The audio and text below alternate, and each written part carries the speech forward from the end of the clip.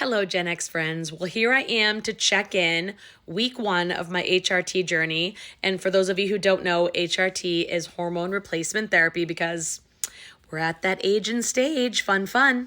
I'm 53 years old and I am in the perimenopause stage, which means I haven't gone through the full menopause yet. But if you're, age 40 plus, then you're probably somewhere on this spectrum. And I think HRT should be a conversation for every single woman at this stage.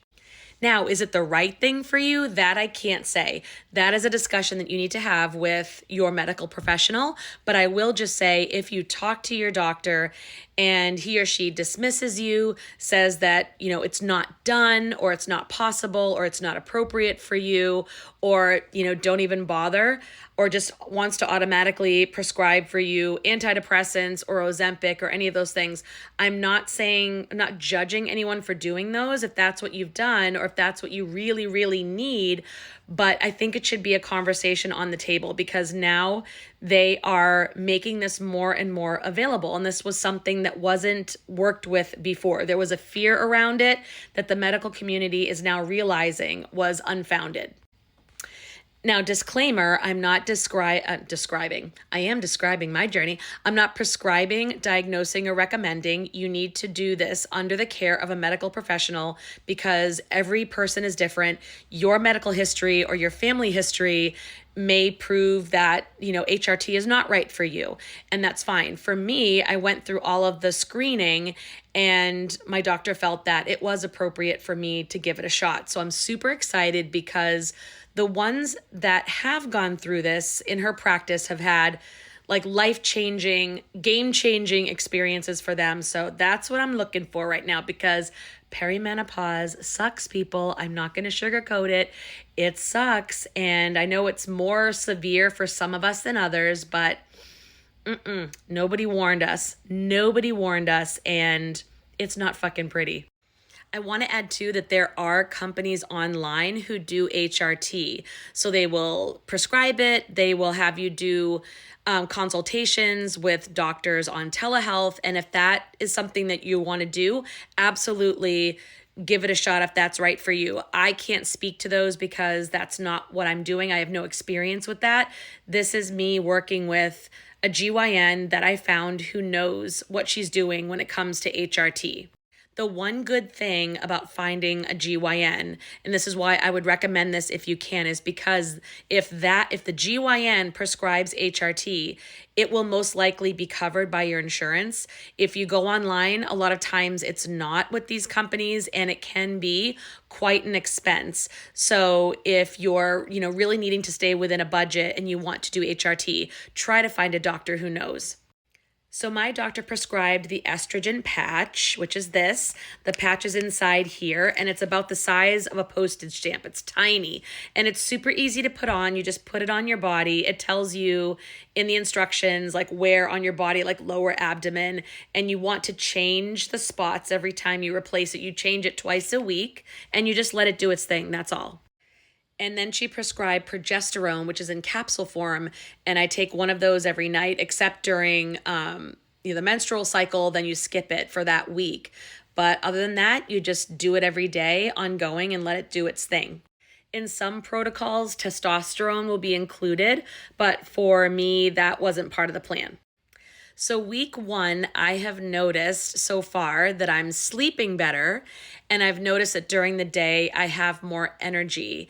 And the other thing that I've noticed is that my brain fog is better. It's definitely improved. So it's not like it's a earth-shattering change at this point, but I will say even the smallest improvement in brain fog, which I forgot to mention, ironically, on my last video, is one of the biggest, most annoying symptoms, brain fog, insomnia relief, and more energy during the day. Just those, even the small improvement that I've had, to me is huge and totally worth it on this journey right now. So I'm excited to see what the next few weeks bring. But just with that, oh my gosh, I'm so grateful. But I'll keep y'all posted. I will be doing, of course, other Gen X content or other just chats about life stuff.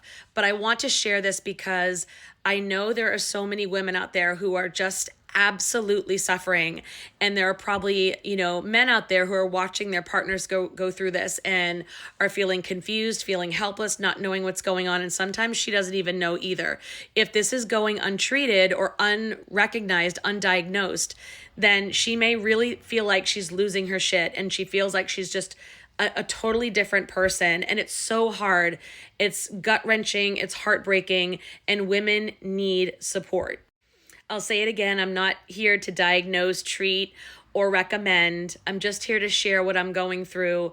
But if I can encourage anyone or inspire anyone to at least go to your doctor and have these conversations, or find someone, if your doctor isn't willing, find someone who is, and get the screenings that you need to see if it's right for you, because this is an age and stage that we should be enjoying, right? We shouldn't have to be suffering through this.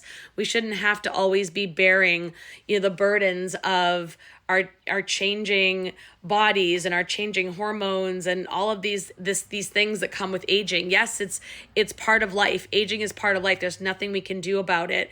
And we're not here trying to go back to being 22 forever. But you know what? We should be able to enjoy every stage of our life and live each stage to the fullest. And why not, right? We're Gen X. We're not even close to being done yet, right?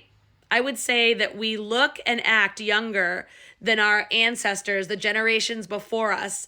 So damn it, we're going to have all the tools in our toolbox to help us stay young at heart, young in our minds, young in our souls, and keep our knees from cracking. Let me also mention that HRT is not a magic solution by itself, right? It can definitely have a domino effect and people can see improvements in a lot of areas, but it goes hand in hand with healthy habits like, making sure you're getting enough rest, drinking water, hydrating, making food choices that nourish your body, and movement. Right? Movement, whether that's cardio, walking, weightlifting. There are all kinds of opinions out there. I would just say try to really minimize who you're listening to, because you could watch a million things on social media and YouTube and just get really overwhelmed and confused.